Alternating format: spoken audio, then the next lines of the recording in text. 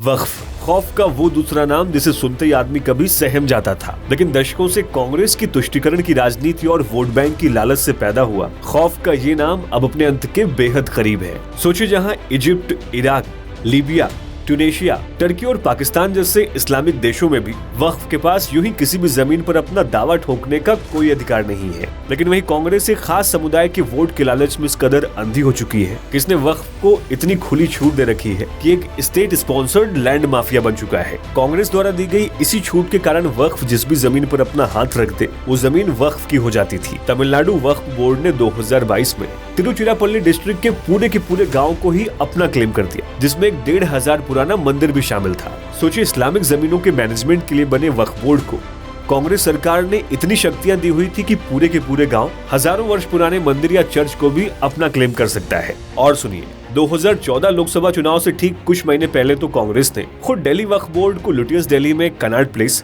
Ashoka road और यहाँ तक कि पार्लियामेंट के पास की 123 वीवीआईपी एवेक्यू प्रॉपर्टीज वक्फ को दे दी थी, जिन्हें अल्टीमेटली दिल्ली हाई कोर्ट के इंटरवेंशन के बाद रोका गया था। एक और भी चौंकाने वाला केस सूरत का है, जहां गुजरात वक्फ बोर्ड ने 2020-21 में सूरत म्यूनिसिपल कॉर्पोरेशन की जमीन क्लेम कर ली थी। और इस क्लेम का बेसिस सुनकर के आप अपना सर पकड़ लेंगे। दरअसल उनका कहना था कि 17वीं शताब्दी में मुगल बादशाह जहांगीर की बेटी की कनीज यानी दासी ने जमीन वक्फ को दी थी।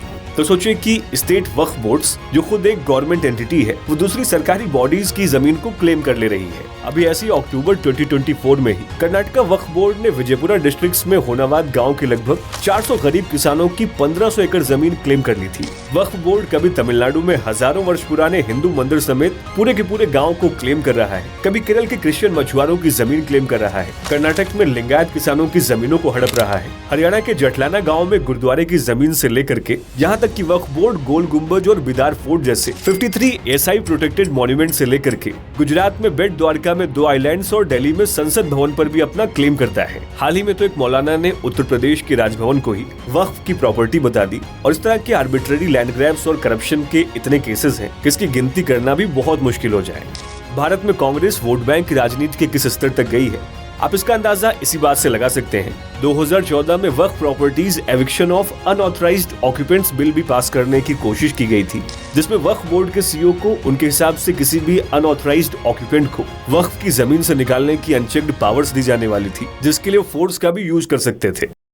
हालांकि 2014 में नई सरकार बनने के बाद कांग्रेस का ये कारनामा फेल हो गया। गवर्नमेंट ने इस बिल को वापस ले लिया। वक्फ की इसी छूट, मनमाने रवैये और कांग्रेस की गलती को सुधारने का काम सरकार ने किया है। वक्फ को अब किसी भी आम आदमी की जमीन पर नजर डालने से पहले 100 बार सोचना होगा। वक्फ की एक एक संपत्ति का ऑडिट करके उसका रिकॉर्ड तैयार किया जाएगा। कांग्रेस और उसके सहयोगी दल वक्फ अमेंडमेंट बिल 2025 का विरोध इसलिए कर रहे हैं क्योंकि उनकी वोट बैंक की राजनीति की दुकान अब खतरे में है। भारत जैसे हिंदू बहुल और धर्मनिरपेक्ष देश पर कांग्रेस ने हमेशा अपनी तुष्टीकरण की मजहबी राजनीति को थोप कर रखा था, लेकिन अब धीरे धीरे गुलामी की हर वो जंजीरें टूट रही हैं जो कांग्रेस ने अपने फायदे के लिए बांध रखी थी।